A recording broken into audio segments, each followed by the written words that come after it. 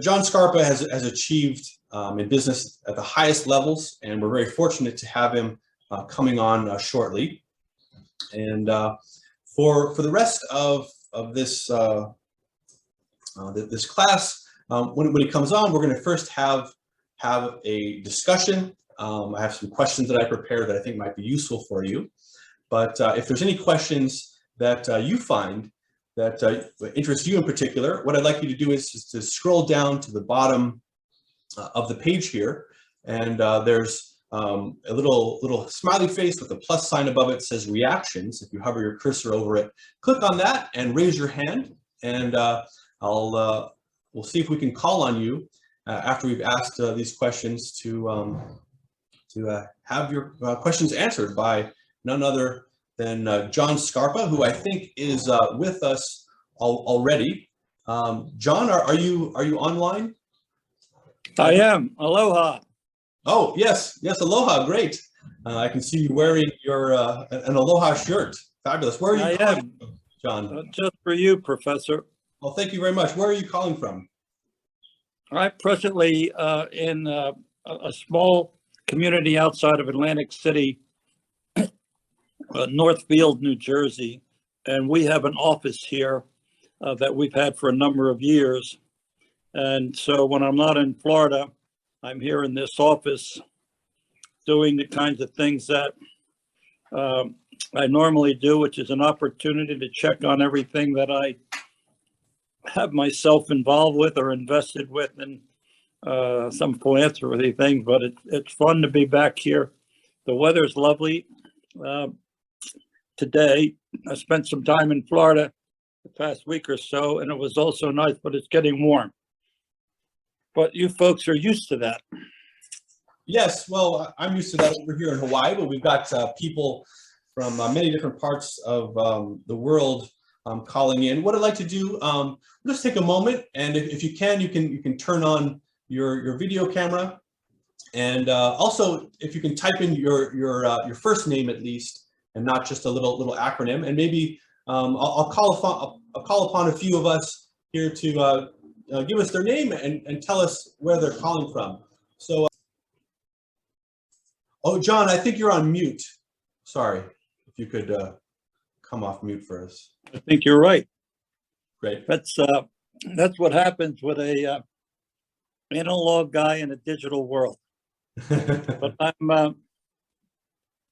I'm excited to be with all of you today. I'm also excited to learn of your interest in yourselves and in your ideas and thoughts about developing your own thoughts as they may participate in entrepreneurial future for each of you. I started in high school thinking about what I wanted to do as an individual, and I knew that I had plenty of thoughts that I wanted to interact with people. I had my own dream and my own vision, and I knew that if that was going to happen, I would have to make it happen. And I've done that, and I think that each of you today also may have those same or similar ideas about what you may be able to do and how you may go about it, which I'm happy to talk to you about today. But in my case, it was actually in a science class in the 9th grade that piqued my interest in radio. And back then, radio certainly isn't what it is today, but it was enough of an interest in mine to pursue it, to learn what radio and then subsequently broadcasting and television and then cable television were all about.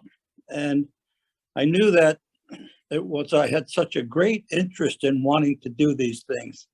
And most particularly to all of you, is I wanted to do it by myself and for me, and accept the challenge to see if I could do it, if I could be successful in doing it. And as it turned out, that has been the case. So to each of you who may have an idea, may have a vision of something you think you'd like to do, may would like to consider yourselves to be an entrepreneur, which, by the way, entrepreneur is a word I keep trying to think of making it much easier than that large word. And what I think it's just the idea of people taking ideas of what they want to do and being able to incorporate them into their own lives and into their careers, because there's nothing more rewarding to each of you, certainly for me, than to be able to work for yourself. And that's the one of the things I wanted to mention. But my background over the years has been primarily in telecommunications, radio, television, broadcasting, cable television, and then the cellular telephone industry, where I was able to develop a number of operating systems throughout the country, and then as an internet service provider. So all of those, as you can see, are wrapped around with everything relating to telecommunications. And where many of you are going in the future is going to be in some area of what telecommunications is, or as we know it today, particularly as we focus on better understanding internet opportunities and opportunities beyond the internet that will give all of you a whole host of opportunities in your careers. And one of the things that I think each of you, and I'm happy to answer any questions that each of you may have about an idea you may have, or what tool do I need? How do I make it work? What is this? What is that? And the first one I would recommend to all of you, because of where you are and what you're doing, is if you're going to pursue a career in something you want to do, or even if it's working with another company or a large company, I would suggest that you take the time to read and learn how to read a financial statement. It's so important for you to understand. And it is particularly for those of you who are going to go forward and run your own companies. So that's one of the thoughts. It is actually interesting once you get into it. Many people have fear, such as I did, about, well, what does that mean? And how does this work? And how does that work? But I would suggest that you take that point, and once you know what you think you may want to do or pursue, I would encourage you then to know that how do I put it together? And one of the things it's going to take is money. And money, of course, is always a challenge, particularly in startup businesses and new businesses and businesses with young people. But each of you will learn that as you go forward. The next plan, once you design and understand a financial statement, is to develop a business plan. And if it's going to be whatever you may think it might be, you have to understand, well, who else besides me will like this? Who else would want to use it? How can I get them to use it? How do I grow into making it a better business? And then, of course, it comes down to, well, what's it going to take me financially to make that happen? You don't have to start very large in any of these thoughts. You really don't. I think that what you have to do is develop the passion that you have within you. And by the way, we all have that. Believing in yourself is something we all have. And I'm certainly one who is a strong believer in believing in yourself, and I'm believing in you. The fact you're taking this time this morning or today to telling me what Professor Derricks has talked about in your future indicates that you are prepared to believe in yourself. And my experience at your age was I didn't have a lot of people who supported me to believe in myself. And so I would encourage you, look, don't be discouraged because people will tell you, well, you can't do that, or that's just not going to work, or don't be so foolish as to think about it. Take your dream, make it a vision, and make it happen. And you can do it. I think you're looking today at a guy with gray hair who, when I was your age, I had those ideas. And I knew that I had to believe in myself, and I knew I had to have passion. I knew I had to embrace the challenges that will be ahead of you. And there will be challenges in putting your plan into work. Some I just suggested. Some deal with finances. Some deal with does what I want to do make any sense? And you will all learn that because you're going to start talking to people about what you do. But with passion and belief in yourself, you really have a great idea to build a better you and to your ideas going forward. And I'd like to hear, from you some of the challenges you folks have, some ideas you think you have, and where do you think that they may lead you. But I can tell you that in today's world, I think you're poised at your age to watch some of the most magnificent things happen in our world as we know it today, and in many areas. Look, there's no question, but we're going to put men and women on the moon and beyond. It's going to happen. We're going to develop the technology, the engineering to do it.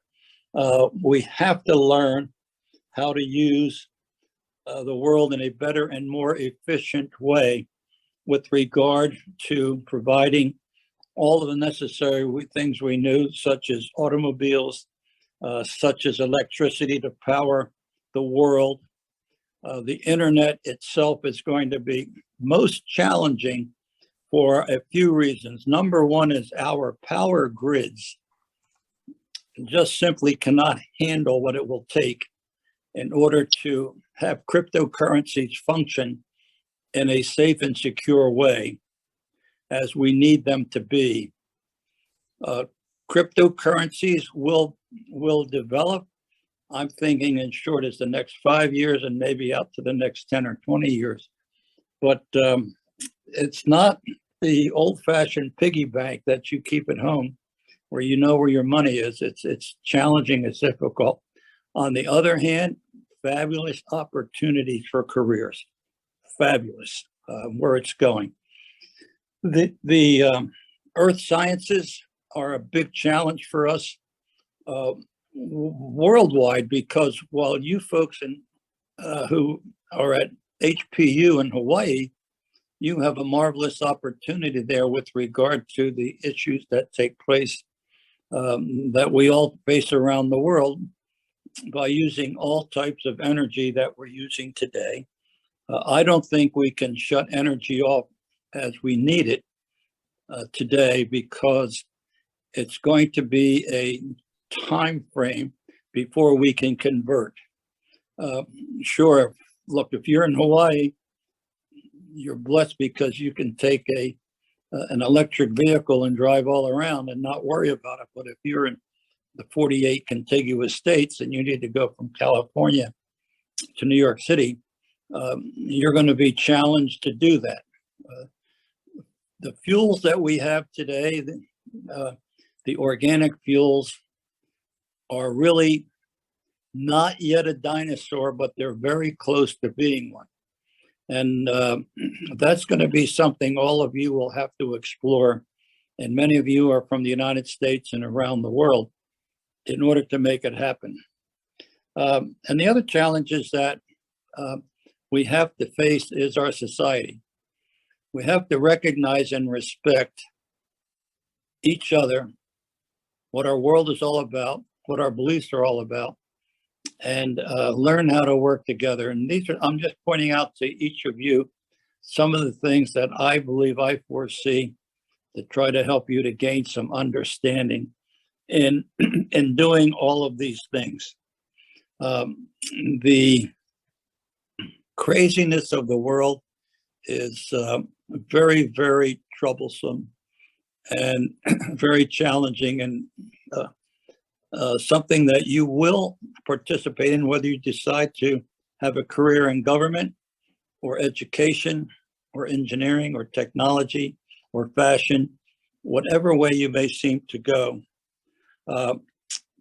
the more awakened that you can be about everything that is out there. And I'm not just speaking about the woke movement in the United States, but I'm speaking about awakening to what is actually going on out there and how does it relate to myself. So these are some of the thoughts, Professor, and to your students. I'm happy to continue to go into it.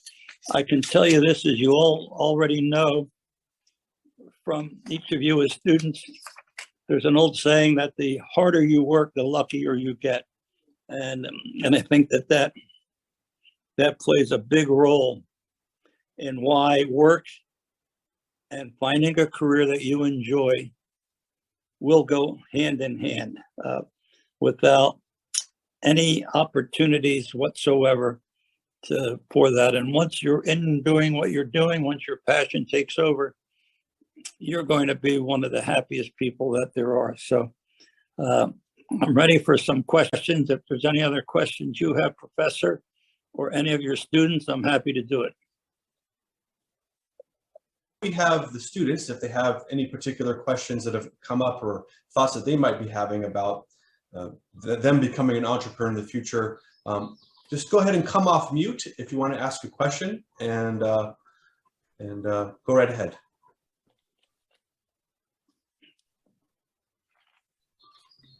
I was wondering, this is more generic, but a lot of people have told me that getting started in especially business and careers in general, that connections are very important. And I was wondering if you had any advice on a way to go around that, especially when you're young and you're not in the work world yet. Well, I do. First, I want to tell you that looking at that harp in your background there, my niece just graduated with a PhD in musicology from UCLA. Oh, wow. Her principal, the harp was a thing since she was a little girl that she has played forever and ever. And so I congratulate you if your thought is to find a career in music. Here's the thing, and I think it's a challenge we all face. First of all, anyone at your age should be most responsible for what you believe in. All of us senior to you, whether it's your parents, whether it's the influences at school, whether it's with teachers, whether it's with just going out into society, are always going to challenge you to see or make these statements. Well, look, you're just too young to go ahead and do it. And my answer to that is baloney, because you already know because you've asked a very, very good question about this. And that's, it will continue, it will continue until you start advising other people about what you can and can't do. And so I think the most important thing that I can offer you today is go for it. Make sure that even when people tell you that you shouldn't be doing this, or here's the words I hate the most. You need to. I just hate those three words in life. When people say, look, you need to do this, or, you need to tidy up your room, you need to do this or go to that. And you don't need to study music, you need to study engineering or whatever the cases may be. You have to do it yourself, and you have to bet on yourself. That's, I think, the best way to happen. But if you have any other questions, I'm happy to try to answer them. Thank you, sir. You're welcome.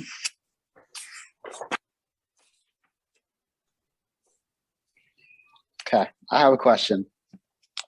So you took interest in radio technology from school and utilized, well, I wouldn't say a brand new technology at that time, but you utilized still developing technology to turn it into a business and stuff like that. Are there any newer and more recent developing technologies from now that you see that have the same potential that radio technology did? Right. So, is it Brennan or Dan? No, this is Dan. Dan, sorry. Yeah, if you take the world today and the way technology is moving so rapidly, and exponentially understand our learning abilities are growing probably as a function of the world is turning around itself, certainly within every 2 years, but I think even a year. So with regard to telecommunications and with regard to all of that you're going to see, I think it's wide open. I could sit here and think about 50 different things I'd like to do in all of the telecommunications field. And I'm using an old word because now we're into AI. We're learning to go beyond AI into so many other opportunities of technology, which is to deliver messages and as quickly and as humanly as possible. When we apply that to medicine, we're going to see that, first of all of you will probably live to be at least 100 years old or longer. So that means you got to figure out what you want to do now to make sure you're around to do that. But the sciences play a great role in this thing. They really do. And so does all of the other art forms that go along with it. And the opportunities are there. We're learning more about technology, mathematics, arithmetic, trigonometry, all of the new forms of algorithms that we're using. We're learning more and more about them every day. And so artificial intelligence by itself, and that's just a generic term, will provide for you so many different opportunities that you may want to do on your own, Dan. And I just think that, once again, if there's some thoughts you may have about what you think you may want to do now for yourself in the future, don't give up on them. Go learn about them and figure it out, because nobody is going to do it for you. You have to do it for yourself. And that would be my best recommendation. What, do you have an area of technology or sciences or business or teaching or anything that you have right now? I don't really have a plan or anything like that, or what I want to kind of pursue when I grow up. But I do know that I take interest in things like technology, like artificial intelligence. My entire bedroom is like all Alexa stuff. And then I also like to learn about business and stuff. Well, that's that, and that will lead to it. But I think you're certainly on the right track, because that's significantly where our future is. And there are so many different opportunities within that, and they're going to continue to change and dynamically change. And so you'll figure it out. I'm happy for you. Good luck to you. Thank you so much.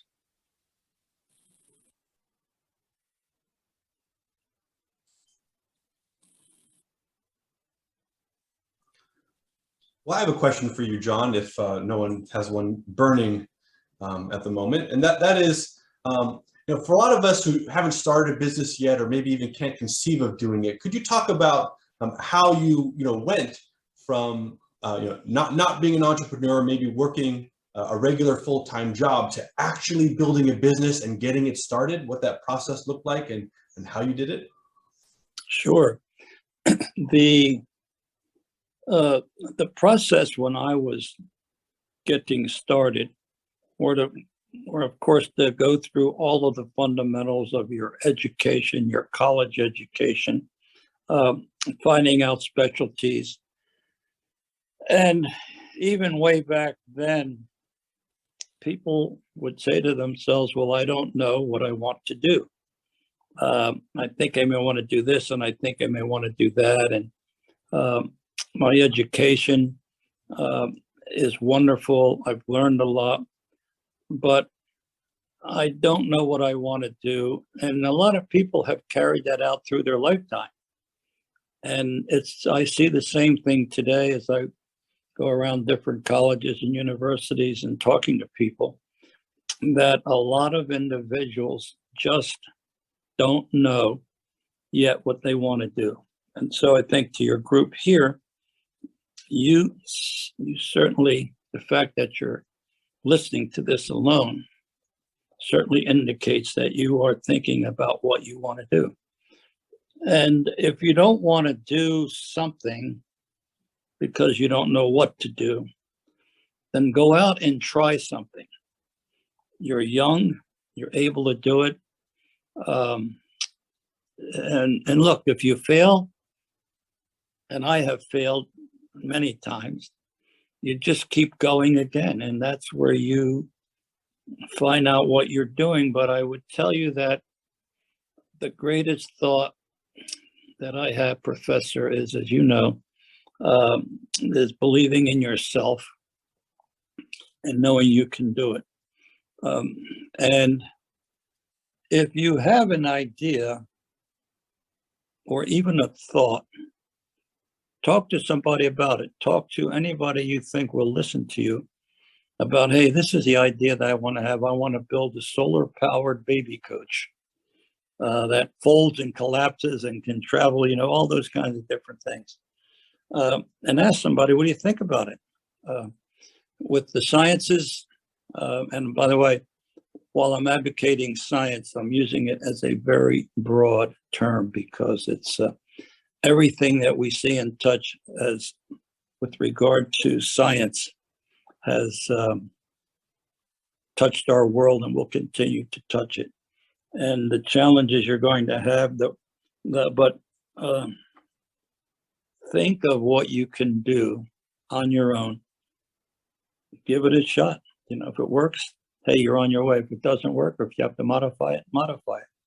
But the greatest opportunity, I think, in the history of our world today reside with all of you in all fields, medicine, law, any of the entrepreneurial programs are out there, the sciences, the arts, even the logistics. And when I say logistics, think about where we are today. At one point, we were able to take something from a manufacturing plant and have it delivered as soon as it was practical. Today, we have these logistic issues, and they are serious logistic issues, and they will continue. We have the issues of fuel costs. We have the issues of interest rates. We have many other interests that are out there, but that is what the world is offering to you right now. Anybody who could sit down and figure out, how can I take my product or a product and get it to your door as soon as possible? And I'm not just referring to Amazon, but they are a great example of what's taking place and in this world. But you know what? We all can be little Amazons in our own right, and we all can make things happen. And so that's what I would offer to you to consider. Well, thank you very much for that answer.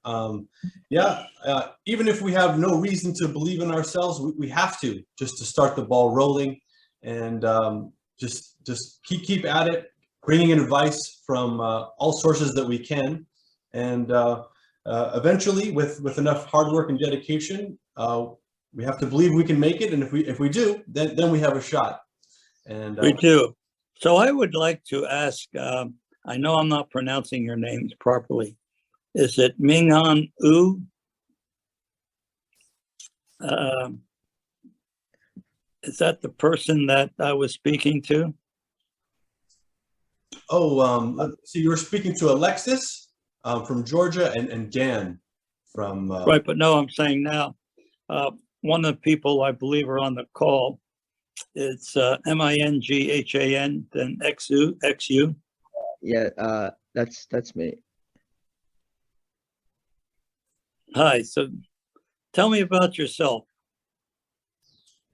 My name is Ming Han. I live in the Bay Area. Uh, I guess I can like talk about my hobbies. I guess Sure. I love doing music, drums, singing. I like creating music. I've been like songwriting for the ever since summer started, just for fun on the side. Maybe I know you have been a bit under the weather recently, but are you able to turn on your camera? I'm not gonna lie, I'm still in bed right now. Okay, no problem. I know you've been ill, so that's totally fine. I understand. Yeah, I'm getting there. We're getting there. Got it. Well, I feel better, but first of all, anybody who has a passion for music, for singing, for performing, for writing, for any of those skills, the world, as proverbially said, is your oyster, because you will have, there's so many things you can do on your own, even when you're there after we hang up in bed, is take a pad and pencil and go write something down about, a musical thought or idea you may have, or another musical instrument. The fact that you have a voice and love singing is makes me very jealous, because people would ask me even in church not to sing because I was so disruptive with my voice. But good luck to you. That's really great. And I wish you well. And then is it Omer Toledo?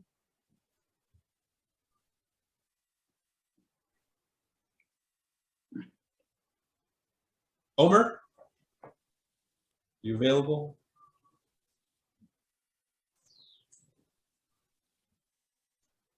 He's put on his camera, it seems. Let's see. You're still on mute, Omer. If maybe you might be having trouble speaking. Okay. Well, anyway, I just wanted to, if there's any other questions, please pass them along to the professor. And the things that I can tell you is, just to repeat myself a little bit, is first of all, Professor Derrick knows my visit to Hawaii was exceptional.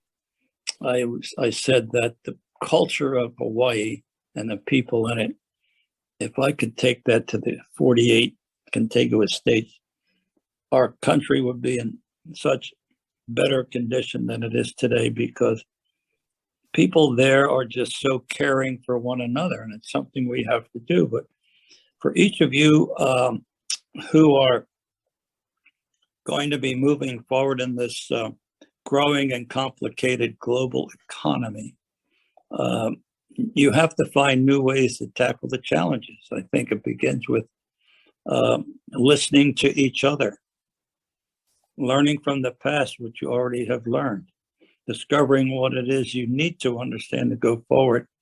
But above all of that is to just lead with passion, because everyone has it. Whether we need to awaken it is another question, but everyone has passion, and everyone has beliefs. And once again, my Scarpa-ism is to simply bet on yourself, because nobody else is going to bet on your future as hard as you can. So I'm happy to answer any more questions, or if there's anything else I can provide, please let me know. Professor, and thank you for having me. If there's anything else you need from me, just please let me know. Absolutely. Well, Mr. Scarpa, thank you very much for your coming on today and telling us these very valuable and inspiring insights on building our futures. I wish we had more time today, but if anyone in the audience here has any questions, you can just forward them to contact@worldscholarsacademy.com, and I'll forward them on to you, Mr. Scarpa. Thank you very much. And by the way, I'm meeting with President Gatunda tomorrow in New Jersey to take a look at Rowan University's program on entrepreneurship and what they are actually doing real time to make things work. It's so fascinating. I know that he's going to be very, very appreciative to be there and see what's taking place. Things that they were at, projects they were actually working on. And real quickly, one of them talking about the future is that through their engineering lab, they have developed an injection of a substance that they can put in between discs in a person's spine to alleviate the pain from that action. And they are actually doing it. And it's being done in South Africa. I actually watched them performing this surgery, which you really can't call surgery because it's just a needle that they inject, and the results are incredible. So that's just one of the many things that they are doing. And they're also working with a number of large industries throughout the United States and the world to do what they're doing. And so, but I do want to give one more plug to you and to HPU. Your oceanographic program, I think, and I've said this to you, is just outstanding. The opportunities that are there and how dependent we are on our oceans and how dependent we are in finding ways to keep these oceans healthy and alive. And it's just the most golden location that there could be. So that concludes it. Thank you all. And thank you, Professor Derrick. Thank you very much, Mr. Scarpa. And if everyone could just thank Mr. Scarpa as well for joining us. And all the best. Thank you again. Thank you. Thank you. Thank you. Thank Thank you. everyone. Thank you all. God bless. God bless. Bye now. Great. Well, that concludes our meeting with Mr. Scarpa.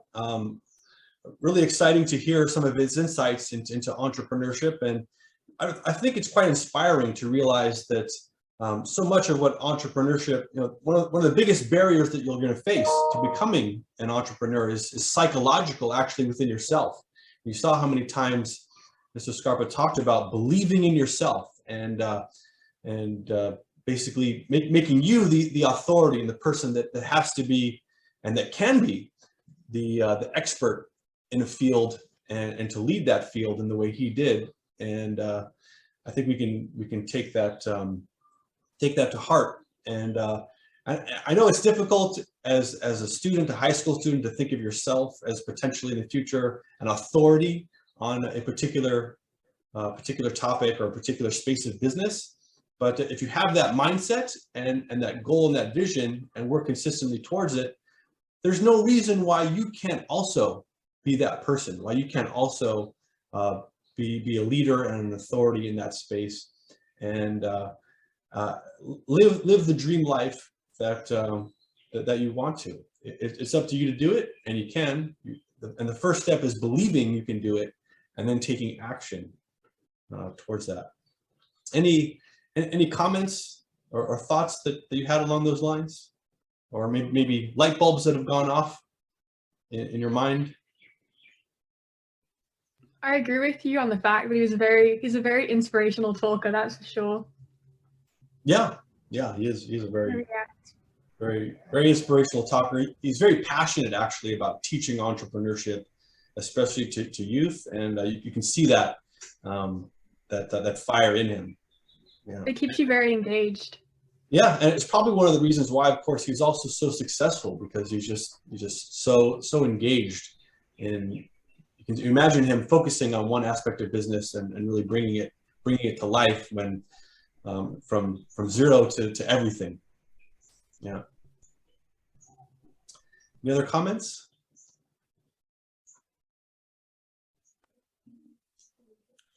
Gerard, Yes.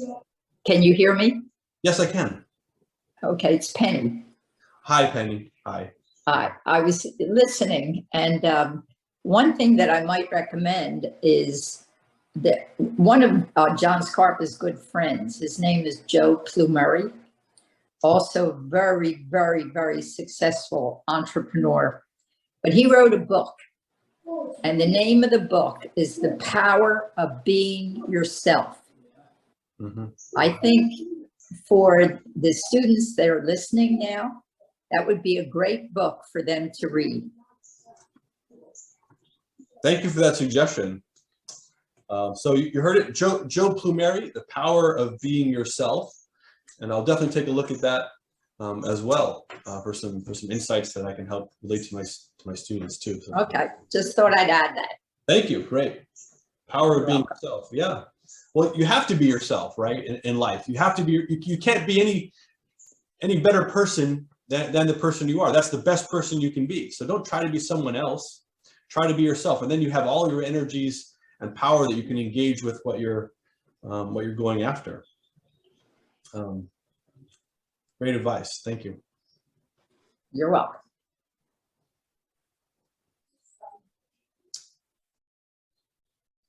Any other comments? Yeah, but it was really inspiring how he talked about when he was thinking about before he became an entrepreneur, like telecommunications wasn't like a major market, but he became like a pioneer. And I thought that to become successful, just like the book title, it's important to pursue something of your own. That's right. Yeah. Yeah. Great. Well, it's true. I mean, it's not every day we get to meet an entrepreneur. Actually, for many of us, that might be the first time we've ever met an entrepreneur. So to hear about someone who's created something when there was nothing, it's a new mindset. Really, a lot of us are thinking about getting a good job, a high-paying job in a growing industry. But so shifting that mindset a bit to, well, maybe I could create something new. And well, even if you never end up doing that, just this entrepreneurial mindset of what else could I do? What could I create? What could I improve? That's going to help you if you do end up having a job anyway, right? It's going to make you more productive, more successful, more highly sought after.